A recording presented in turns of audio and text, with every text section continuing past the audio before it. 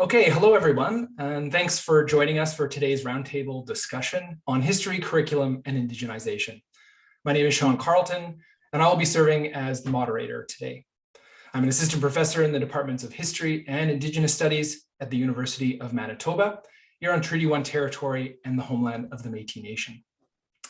I'm happy to be in dialogue today with my crosstown colleagues at the University of Winnipeg, specifically the members of the UW History Department Indigenization Committee. We have Roland, Karen, Jason, Mary Jane, and Ben.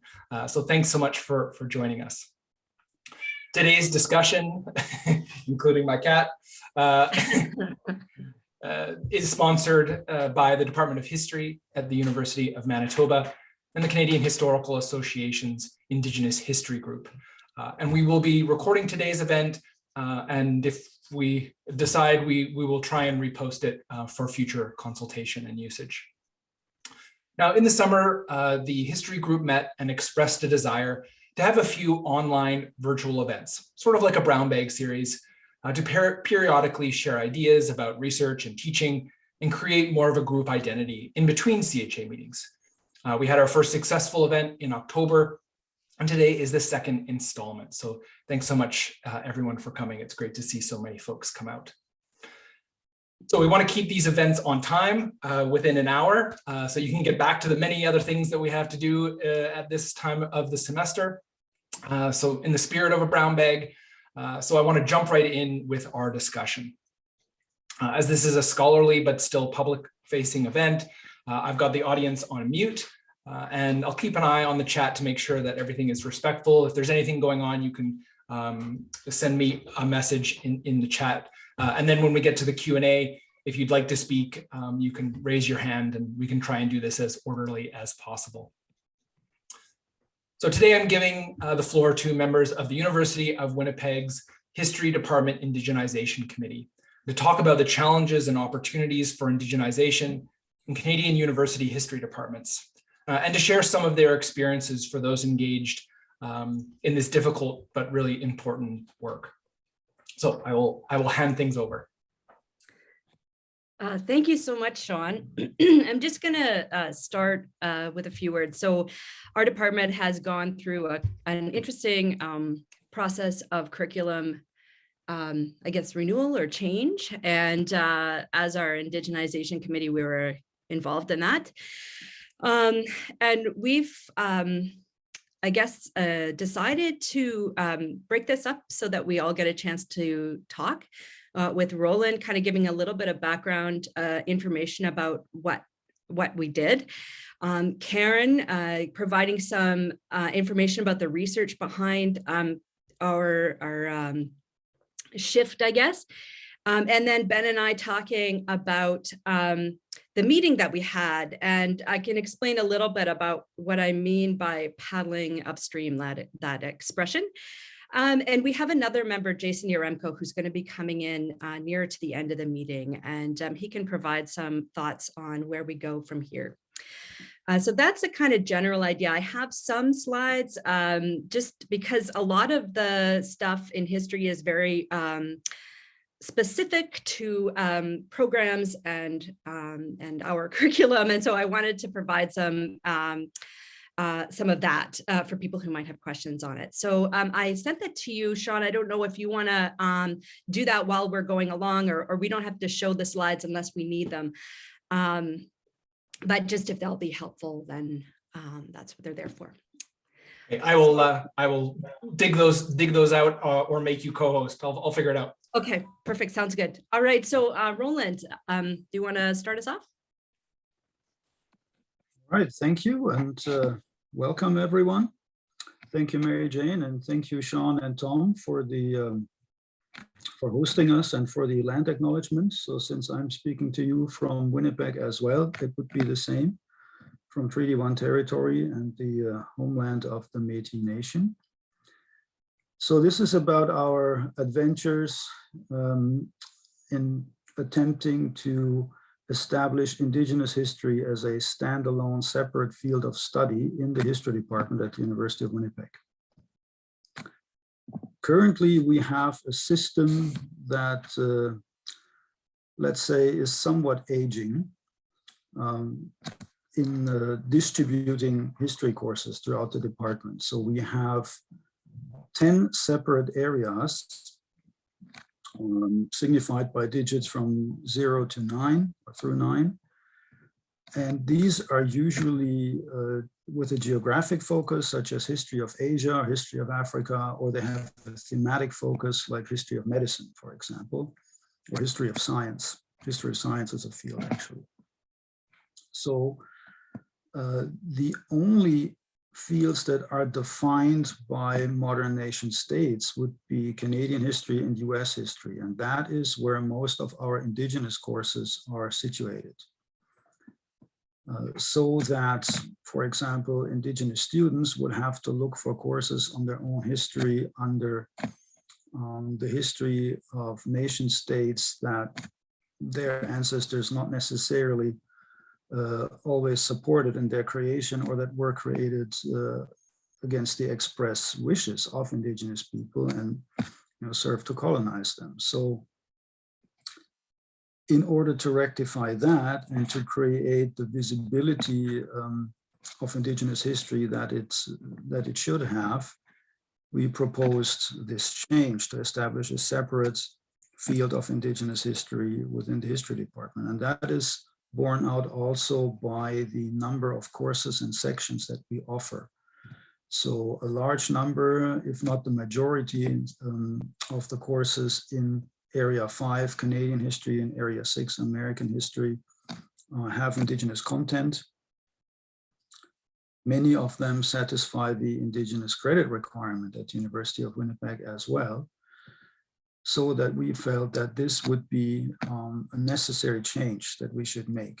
And we proposed different ways of going about that. So at an initial meeting, we met with representatives from the other study areas. And then at a recent department meeting, we tried to seek consensus first on whether we want to establish Indigenous history as a separate standalone field of study at all. And the consensus was there, so there was a unanimous vote to do that. The next motion then was about how to do it. We had suggested, for example, to merge the areas 2 and 3, pre-industrial Europe and modern Europe. Seems kind of odd that Europe gets 2 areas, whereas other continents only get 1. Some colleagues who teach in those areas then responded that the area number 2, pre-industrial Europe, was actually meant to represent the pre-modern era. So they argued that this would be representative of history pre-1800 and not necessarily Europe, but it is labeled the way you see it in our course calendar. So that's why we thought merging areas 2 and 3 might be a good idea. But then another department member suggested to move area 6,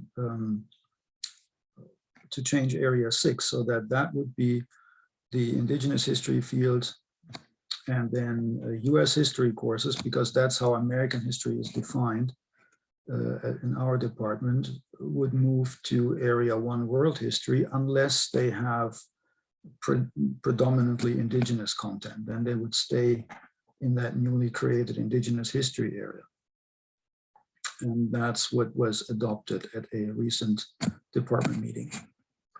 I think I will leave it there and turn it over to the next speaker.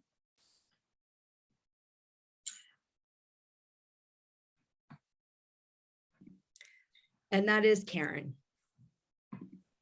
Alrighty, Sego everybody. I'm Karen Froman. I'm an assistant professor in the Department of History at UW.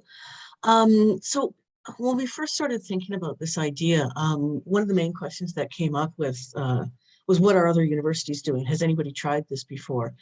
How are other university history departments dealing with Indigenous contents? So Jason and I split this up. And we did just a quick look at universities across the country. I looked at some universities in Eastern Canada. And it seems that for the most part, most universities If there is a separate Indigenous Studies department, then it would seem that most history departments have basically kind of shuffled all Indigenous content to Indigenous Studies departments. In other cases, Indigenous content is found in English or cultural studies. But nobody's got Indigenous studies as a separate field. It's either lumped into North America or Canadian, things like that. So like, for example, at McGill, history and classics are together as one department, right? And there is a separate Indigenous studies department.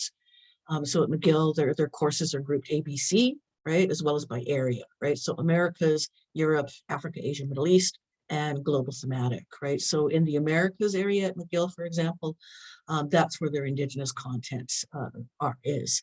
And they have one Indigenous content course at each level. Okay? So it's not a lot, right? And again, right, most of the stuff is over in the Indigenous Studies department in that particular institution.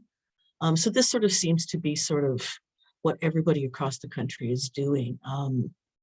If they do have Indigenous history courses, it's subsumed under Canadian and or American. The course selection is not massive, particularly in comparison to our course selections in Indigenous history. So that was one of the things that we looked at, right? It was kind of like, how do we do this? Is anybody else doing it? Is there precedent for this? Right, so it would appear that we're going to be the first university to attempt to do this. So, and that's I don't know, that's pretty much all I've got to say on all of this. It's been certainly an interesting process. I would like to dig a little bit further into all of this. We didn't have a lot of time to throw all this together. So, I would like to look a little bit more into it. And I wish Jason was here at the moment to speak to what he found in terms of Western Canada. Saskatchewan, University of Saskatchewan, I believe, if I'm remembering correctly, does seem to have a separate Indigenous field. But again, I'm going to wait for Jason to confirm that because he was the one who looked at those. I also do need to scoot out a little early because I've got class today. So I'll throw it back to Mary Jane. Thanks very much. So it's to Ben and I now, and Ben and I have different probably ideas about what's going on here, just because of our different fields and our different, I guess, experience with, Canadian universities, Canadian history departments, and Indigenous history within them. So this super confusing slide I've got here is a little bit of really my own perspective on Indigenous history and how we kind of fit as Indigenous historians in history departments. So I always watch American scholars do talks without reading, and this is my effort to do that. And so I ended up just putting everything on a slide, but there's your guy trying to go upstream with a canoe. And I like that metaphor because it often feels like Indigenous history sort of doesn't really fit in history, but should.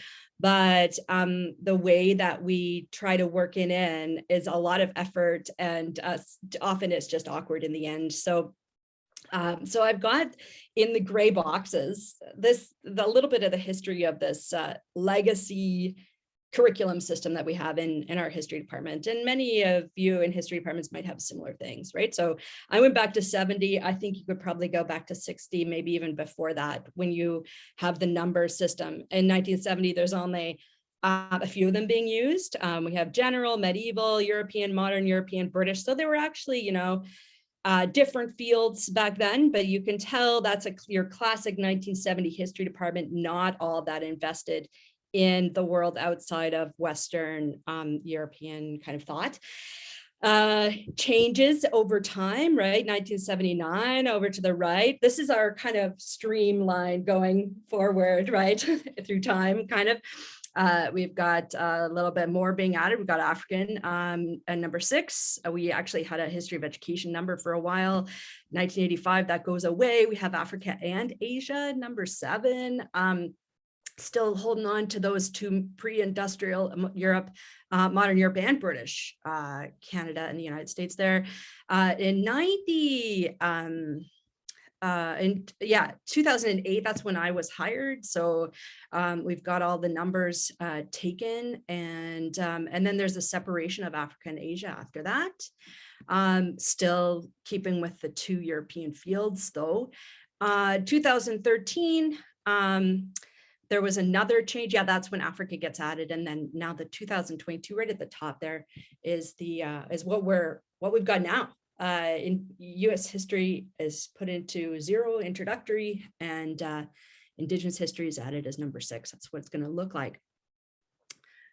So then I have in the light gray here, these are supposed to be the paddles, kind of like we have like aluminum paddles, I guess. So 1976 is our first kind of Indigenous history course. And that's important, right? So we have quite a substantial and important history of teaching Indigenous history at UW. That's why I think we can do this now. We've got History of the Indians of Canada that changes title, and then it actually ends up coming back to History of the Indians of Canada. It's John Malloy's, and then History of Indians of Western Canada. He also has a Western Canadian history course that really deals with the fur trade. Jennifer Brown comes in 1984. She adds 2 more courses, and then it kind of goes from there and expands. Another important paddle, I think, for us has been this Indigenous course requirement, because it means that there's actually a reliance and demand on our courses on the part of the university. Like, we are really a service department. We don't have a lot of history majors at our university, so we really do rely on providing history courses to other departments. And then I have my little red or my pink, things that are working against us as well, which are numerous and a variety. We've got the pandemic against us. Everything else seems to be a priority now. And, indigenization was sort of big in 2015, but, I've heard other people say reconciliation's over, we're on to the pandemic era. So we're kind of fighting, I think, with that. There's a lot of work in changing the numbers in course calendars. I had no idea. This is a substantial amount of work. And in fact, it's so much work that, I think that probably people have sort of had to do risk benefit here, right? Like, do we really want to put all this effort into doing this? Is it that meaningful, right? In a way, all other department committee work is prioritized over this committee. This is the last committee that has been struck by our department. I think there's some confusion over what kinds of things we can and should be doing. We don't have accountability to any other aspect of the department or the university. So I think a lot of it kind of gets left over to who has time and who's interested.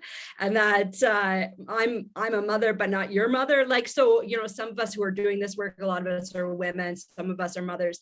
And it sometimes feels like this really isn't this is not our thing. I did not give birth to the history department again, and I don't want to spend my sort of effort intellectually in kind of shifting it and changing it. But also there's a lot of kind of secretarial work that's involved in doing this kind of stuff, and I'm not interested in doing that either. So there's a lot of university ambivalence around indigenization. At the University of Winnipeg, there's a lack of leadership right now. There's a lack of governance. There's an effort to kind of hold on to control in the central, university. This allows us to have some leeway in our departments, but yeah, we can't kind of get our ideas out there or get feedback about them too. And then there's also this, I want to work on my own research, right? So there's, how much time do you spend on a department that really is, is not of my own creation? Is this how I want to, where I want to put all my time? So that's my kind of explanation of this paddling upstream. And so there are these moments where it feels like you're actually kind of moving a little bit backwards as you're trying to go. I paddled the Red River one time in the spring flood, only once. I never did it again. And it was like basically trying as hard as you can and going nowhere, and then moving backwards and getting swept away, having to move the canoe over to the side, pull it out, and just walk it. So that sometimes being in a history department and working on this Indigenous history stuff feels like that. But I do want to save some time for Ben here, is actually going to talk about what happens in a history department meeting when we do these kinds of changes.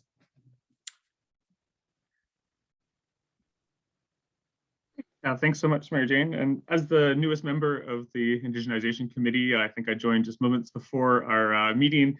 I'm reluctant to speak too much and really encouraged also, despite the challenges Mary Jane has pointed to see this move forward with a consensus, you know, at the meeting we had last week. And yeah, I think the one thing that's kind of striking, right, is there are these different aspects of moving forward a major change like this. And there's the one thing, which is the consensus to create this as an area of study. And that was wonderful to see. And then almost immediately you shift into other challenging questions about what is that sort of juggling. You've now seen the number sort of system, which I learned a lot about as well in the lead up to the meeting, and what happens when you have overlapping sort of geographic areas, nation-based areas, thematic areas, and you need a number, right? I mean, ultimately, if you're committed to doing it, then you're committed to also altering the structure, and also to doing the labor. And so I think, you know, the end decision that Roland had referenced is maybe kind of a surprising one.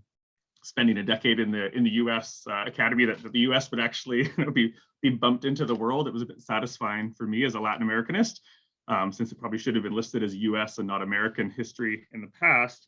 But I think some of what went into that was just what was easiest to do in the sort of challenge of moving the curriculum around, and the number of courses in a particular field, the problems with potentially collapsing something together like Canada and US with the needs of our education majors. And so a lot of practical, pragmatic things end up going in, just sort of making that shift, and ultimately who's in the room and what's maybe easiest to do seemed like a significant factor in the way it played out. But I think it's great that we now have that number in any case.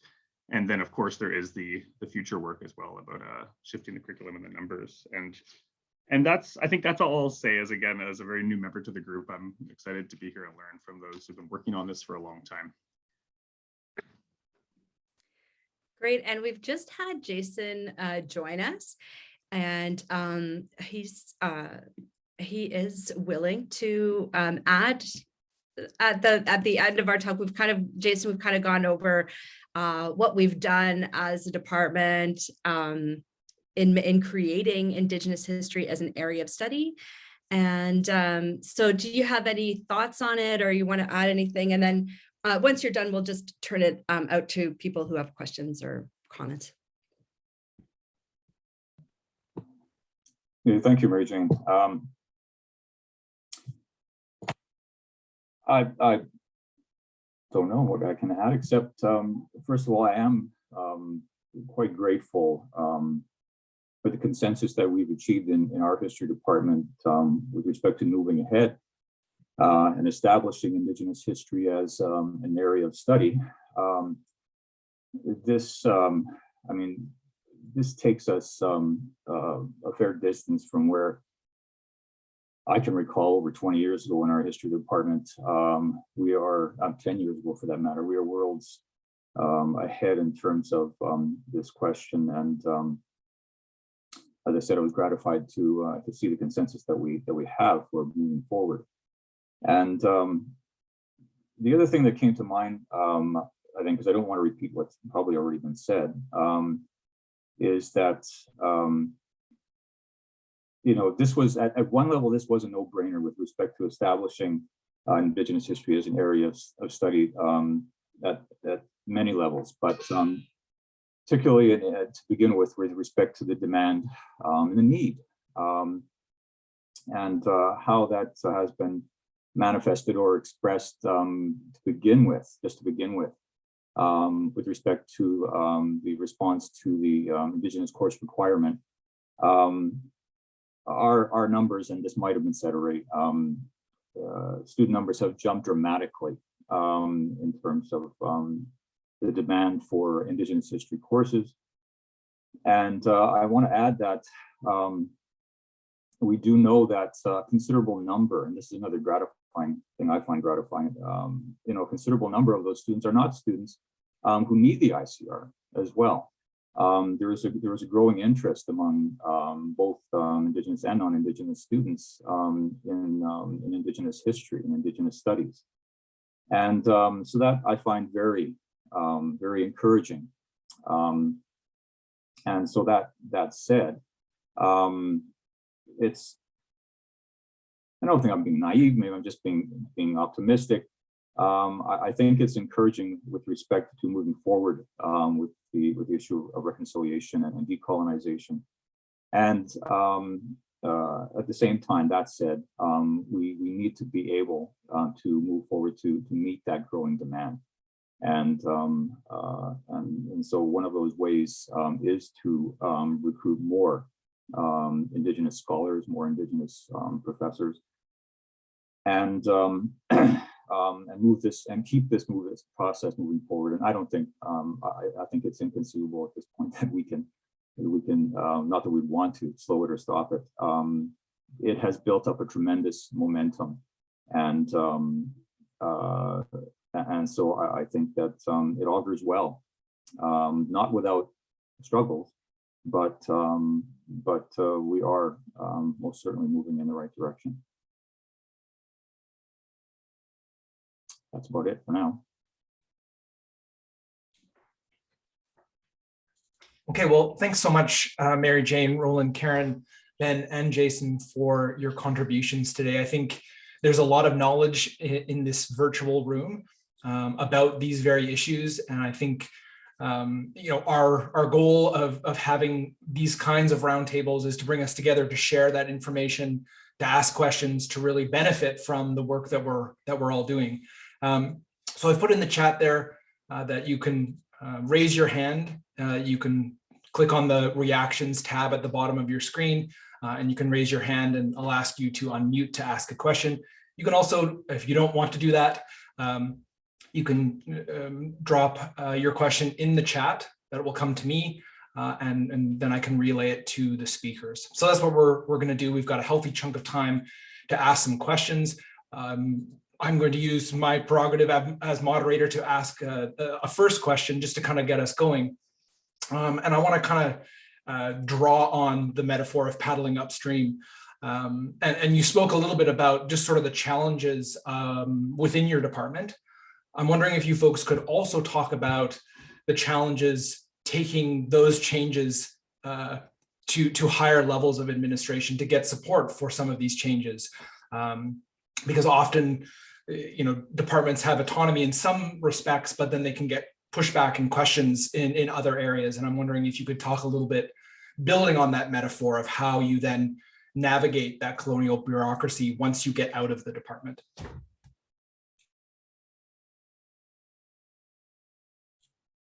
If things are going up for Senate, for example, do you have to reach out and talk to people? Do you have to fight battles on the Senate floor for things that shouldn't necessarily need that kind of pushback? If you could speak to that just a little bit, and then we'll open it up to participant questions. I just have a few words on that. My sense is a lot of the indigenization effort at the University of Winnipeg went into the creation of the Indigenous course requirement and thinking about administration. So creating positions to deal with indigenization. It's actually left a real vacuum in departments. So there's a lot of leeway, like you say, for self-governance on this, which is, I think, really inspiring and energizing in lots of ways. So we can have these conversations. But what happens now is our committee leaves this to the curriculum committee, and then the curriculum committee takes this to Senate. And so I don't anticipate that Senate will want to involve itself in how history does its areas of study. I can't imagine that happening, but I'm not on that committee, but Roland is. So I don't know if Roland, you want to say anything? Roland isn't. He's on the review committee. Are you on the? I'm not on the curriculum. Okay. All right. Sorry.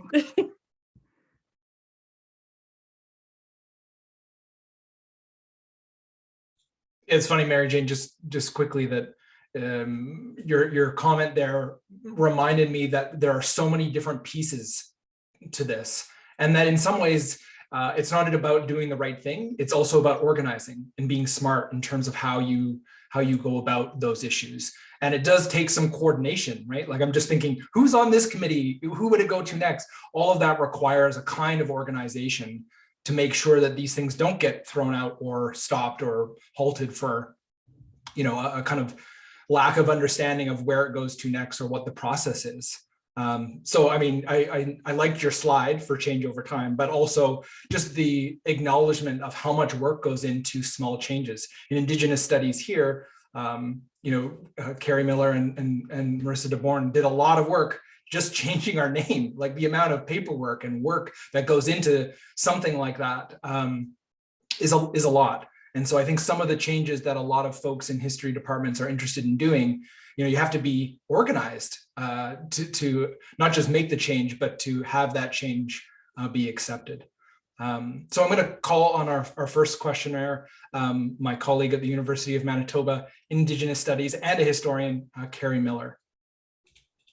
Thank you for that, Sean. And this topic is one that's very near and dear to my heart, and certainly plays a role in why I decided to leave my teaching position of 15 years in the US and come to Winnipeg for the opportunities to have these conversations. I guess my question is around how you're managing, on the one hand, bringing up the prominence, which I think this is really important. It pertains to hiring and position allocation, because it's now an official field. But how does this interact with the Canadian history program? In other words, are students in Canadian history stream still expected to take these courses? One of the, I think, long-term fights that's been in history on both sides of the border is making sure that Indigenous history becomes part of the national narrative. And so I guess I wanted to get a better understanding of how that conversation was involved, and how you ensured that this separation won't basically excuse Canadian historians from taking Indigenous history.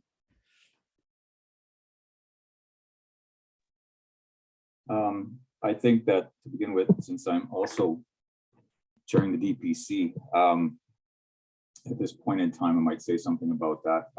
Personally, I think it's inconceivable at this time that any Canadianist would feel that they have,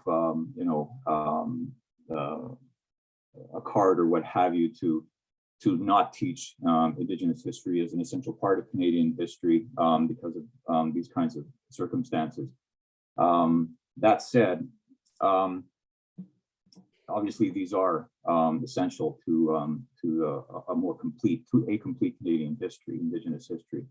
And in the history department here at the UW, we're attempting to reinforce that. We're in the process of advertising and hoping to hire someone in position that we framed as Indigenous and Canadian history. And so, again, this is one step, but we feel an essential one, an imperative one, and one that, again, reinforces the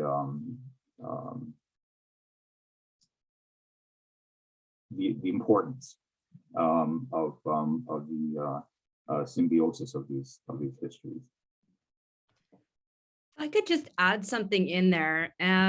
So we're aware of those criticisms of indigenization, of this add indigenous and stir, which it kind of looks like on the surface that we're adding a number to our roster, instead of maybe the more critical indigenization processes that includes all areas of study, right? That really we should be indigenizing world history, European history, all of these things. So this is something that the committee thought about as well. We currently teach Indigenous history in world history, Canadian history, and art history. But those are the only fields, right? So this would require all other faculty members in the department to do this work, right? Oh, And, right, and they would have to act, the medievalists would have to get busy and rework their fields. And so it's a capacity issue. Like we haven't been thinking of hiring in this way. So this is the kind of easy way out of indigenization. And I think that, we can acknowledge that, right? But maybe it's a one step in a larger process. Well, I didn't mean to imply it's the easy way out. More that, you mentioned you don't have a lot of majors, but there are other programs that do.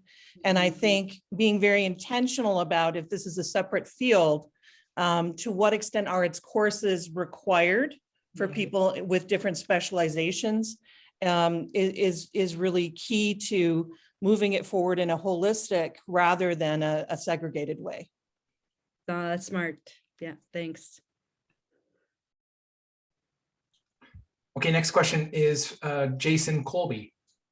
Hey, thank you for the wonderful conversation. It's been really interesting to see. And I just want to give a shout out to a graduate student friend of mine from 20 years ago. I haven't seen in almost 20 years, Alyssa Mount Pleasant. So I hope you're doing well.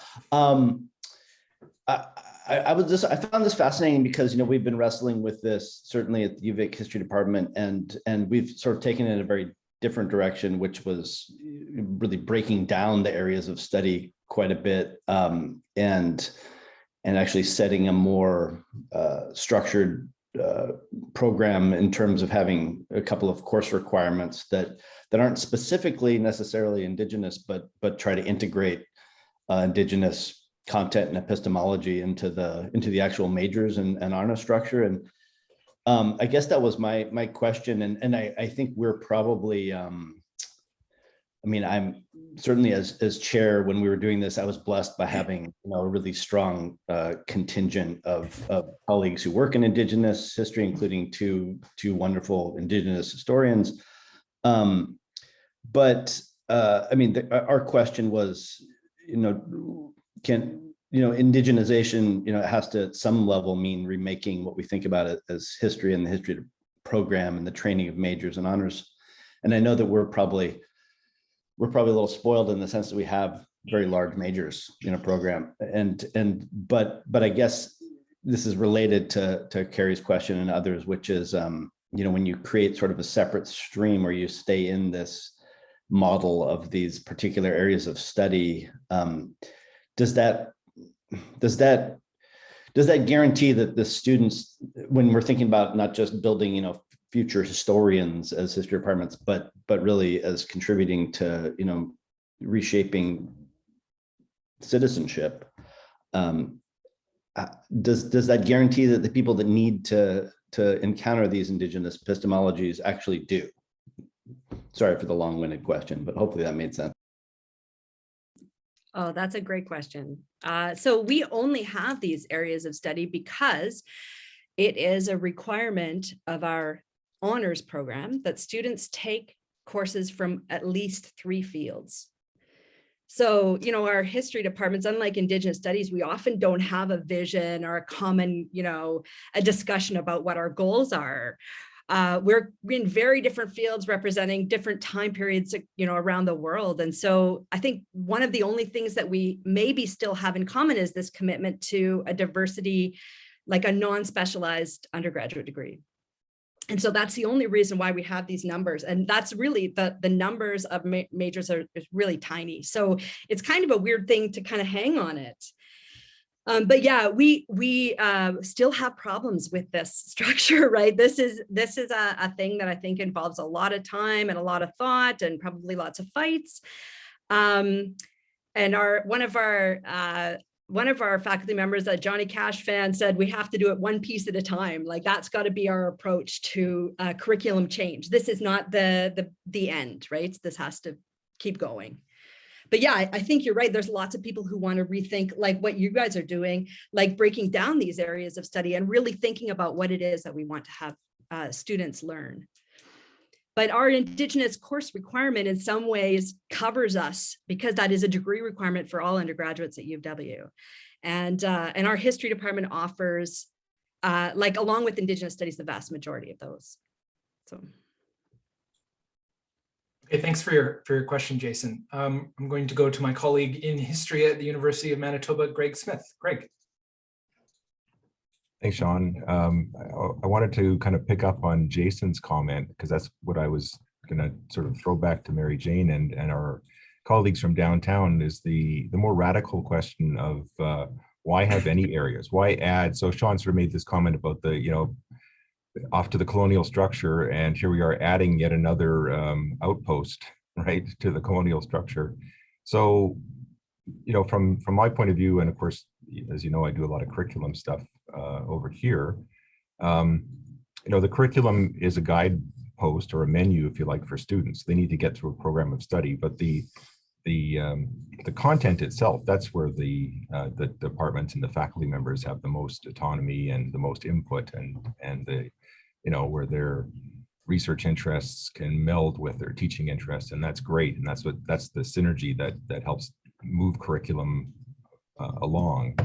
But you know, if you had gotten rid of all of your areas, then what, right? As a kind of think piece, can students still get a history degree, or does it become something different? And that's, you know, that's kind of the philosophical question that has to drive a longer term curricular discussion. So I wonder if you thought about that at all, or you know, what's the value? Because like you say, the reason you do it is because students need to take so many samples from the hors d'oeuvre tray, and once they've got, you know, enough from each one, then they can go and have the main meal, which is graduation, right? That's how we work it, right? That's how universities understand curriculum and degree building. But you know, maybe a radical approach would get away from that, and we would say, take, you know, 90 credits of whatever you like in the history department, and we'll give you a history something. Is that too much? Is that too scary for people who say, well, they'll never know enough about medieval history, or they're never going to know enough about French history, or do we care about that anymore? Because I think we did in the past, and that's why we created these very structured programs.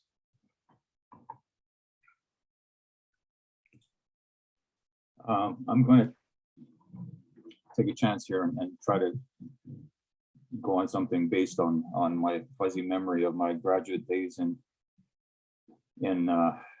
radical socialist studies. But if I do recall, I think it was Lenin who said that you work within the system to ultimately undermine it, with respect to the structure that we're stuck with, in terms of these area studies and numbers and so on.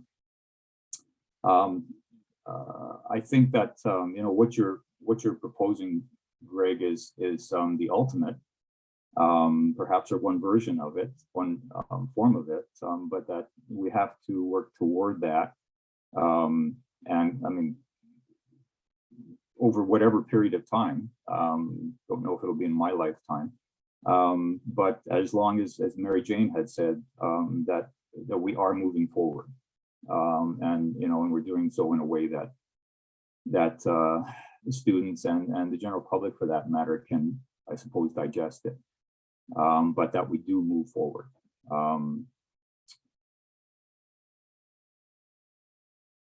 Yeah, I don't know if Mary Jane has anything to add to that. Yeah. So like, you're right, Greg, like we have 9 areas because there are 9 numbers. Like that's the logic behind it. And that seems ridiculous, right? But we do have members of our department who feel that we are teaching too much modern history, that everybody can take a Canadian history degree and they don't understand about anything that happened before industrialization in Europe. Like, so I don't think there's any consensus on this right now. But it is really interesting to think about it as a possible way of doing it. I mean, we're so stuck by numbers, right? Like, what is the number? And does, like, really, like, this is for a degree audit. We have these fields because, you know, the chair of a department has to check and make sure if our history majors have done their requirements. That's it. But we probably hire along these lines too, but we don't formally do. I don't know if that's true, but seems like we do. We hire along where the demand is, and the demand is often connected to those fields too, sort of. Yeah, thanks so much for that. And I think that keys into one of the questions we had in the chat from Marissa DeBorn, which is perhaps a more nuts and bolts approach, which is how did you consider how this change would affect majors and how you build the major and specialization? Like, do they still have to take X number of Canadian history classes in an Indigenous field? Like, how did you take those considerations? How did you factor those considerations into the decision, and what kinds of issues will there now be having made this change in terms of building your major and specialization?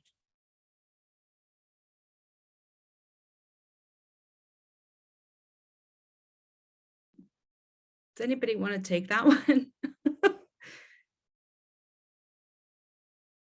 If not, there is another one that builds on it from Alyssa, which is perhaps maybe, we focus on the challenges part of these, but perhaps you could speak about the opportunities, like the benefits of doing this, like thinking future, which is sometimes hard as historians. We're focused on what's happened, but in terms of moving us in a direction, are you thinking that this change then creates space for more Indigenous historians? And how that change is sort of future oriented in terms of what you're trying to establish? You can maybe speak to that. Well, if I may say a few words to that, the University of Winnipeg has a fairly high Indigenous student content. That reflects also the population distribution of where we are in the city of Winnipeg.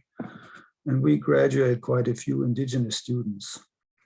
I would just hope that we can create conditions that make at least some of them come back to us as colleagues, not just in the history department or in Indigenous studies, but in all departments, in all areas. So I see indigenization as a steady but also somewhat slow process that will unfold over a longer time period. And it would just seem to me that if we can build up enough critical mass in terms of Indigenous colleagues at the university, Indigenous staff, that will also contribute to changing the overall atmosphere at the institution, and also more of a willingness to make some of these structural changes, as arduous or tedious as they may seem now from an administrative standpoint or a secretarial standpoint, or the standpoint of curriculum development or curriculum change.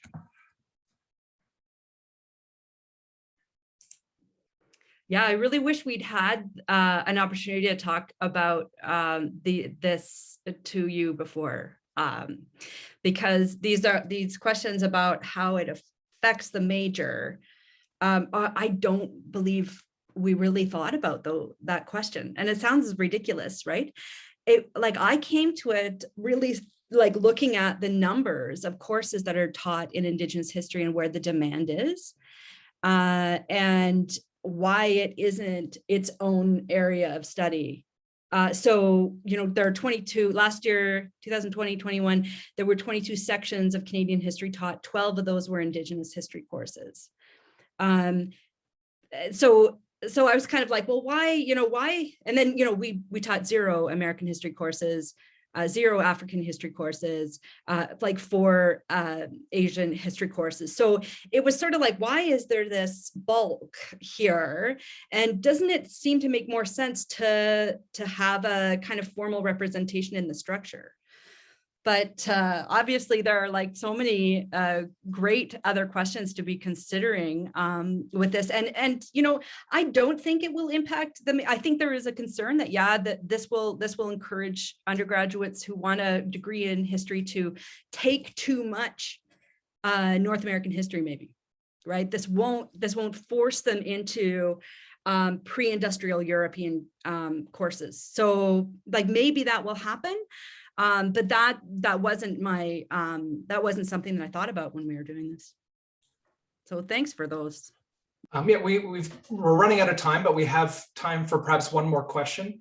My colleague David Perrin has his hand up, so I'll ask him to unmute, and then I'll have some final words. And I think this is a conversation that will need to continue in different venues. Hi, everyone. I'm David Parent. I am, I guess, the resident Métis historian at the University of Manitoba, the only Indigenous scholar in that department. It's a question I keep having is like, and I'm also in Indigenous studies, is, who's qualified to teach Indigenous history, institutionally speaking, and who can be considered an Indigenous historian, right?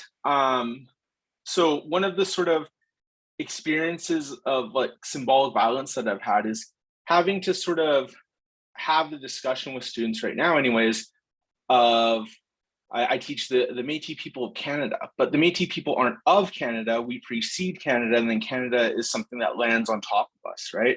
So I guess I'm kind of wondering what kind of discussions were had in making this area concerning this sort of more ontological question around how this sort of move, and I think this has really happened since in the last decade or so, I've seen it anyways happening, is this sort of inclusion of indigeneity within the Canadian mainstream, and thinking that it is sort of the territory or the possession of history to teach, or to have the authority to teach about, and how it kind of can often reify and renaturalize the contingencies under which the Canadian state exists. So we actually re-narrate Canadian history through making it Indigenous history of Canada, and then therefore possess indigeneity for those purposes. So what I'm wondering is how, like, what kind of discussions happen in terms of thinking about how it's an Indigenous perspective on Canada instead of a Canadian perspective on Indigenous people's struggles against and with Canada. Yeah, thanks so much, Dave. Like, if I'm right, we didn't talk about that. So those kinds of conversations are still really like the domain of the professor who teaches the course, like how they want to teach it. So we have our Indigenous course requirement has a framework for deciding what kinds of courses qualify as an Indigenous course requirement. And it's like the majority of the course covers Indigenous people and issues. So again, like, we're not having those conversations at that level either. I think that your concern that this is a way of re-narrating Canadian history is a really good one. And that we didn't come in with Latin America and the US on this, right? Which is interesting, right? We kind of kept to our own, and the vast majority, again, that will be in this new field are within the territory that's Canada now. So yeah, you're right. We should be thinking about these questions. But yeah, for the most part, people kind of go and do their own thing. And our contract instructors who come in and teach like a course here and there, we have one on Indigenous people in missions, for example, they ask, am I supposed to teach this as an Indigenous history course or as a history of missions course, right? So like, am I to follow the change over time amongst like an Indigenous component of the course, or can I, am I telling this as a history of missions? So it's really up to the instructor now, I think. And you know what, I'm going to just stop there because I'm just saying what I think. And that might actually be different for Roland and Jason, and Karen's gone now, I think, but that's just me. Yeah, Roland, Ben, Jason, did you have any final comments or responses before we wrap things up? No, I agree. As Mary Jane said, it is at this point in time up to the instructor. But at the same time, I think that we are beginning to raise these questions. But again, I stress beginning. But we have a long way to go. There's still no particular structure except the one that we are stuck with. But that that we have at this point in time an opportunity to work on improving, deconstructing, rebuilding, so the time is now. Yeah, I would agree with Jason there on that. Ben?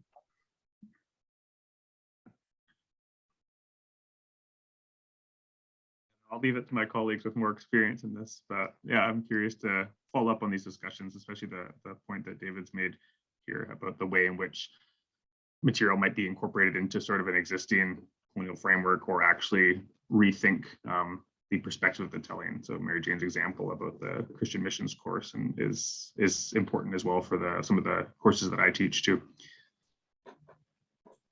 Well, thanks so much to our speakers and for everyone that's come out for this roundtable. Having almost 100 people is wonderful at this time of year. So I really want to thank our speakers, for all of you for taking the time to come to be part of this conversation. I think a successful roundtable is one that you leave with more questions and than answers. And I think that this is an emerging conversation. And perhaps something that Jason, you said, that these are the structures we're stuck with, or at least we're stuck with for now, until we challenge them and try to reform or change or radically alter that structure, as Greg was pointing out. And we do that in consultation with colleagues, not just in our institutions, but in our profession. And that's why we wanted to create a space for this conversation, because I think these are issues that people really want to take on, and I think we benefit from having these conversations. Before we go, I just want to take a moment to remind folks that every year, as part of the CHA awards, the Indigenous History Group does award a book prize and an article prize to recognize outstanding work in the field. The deadline for submissions, if you haven't missed it, is January 31st. And if you want to make a submission, you can contact Tom Peace, who is the chair of the group. His email is tpeace@huron.uwo.ca. And you can find that information on the CHA website if you're interested. And if you are not a member of the CHA Indigenous History Group, you can also drop Tom an email and you can get onto our mailing list. Okay, well, thanks so much, everybody. Until we meet again, take care and stay safe, and we'll be seeing you soon.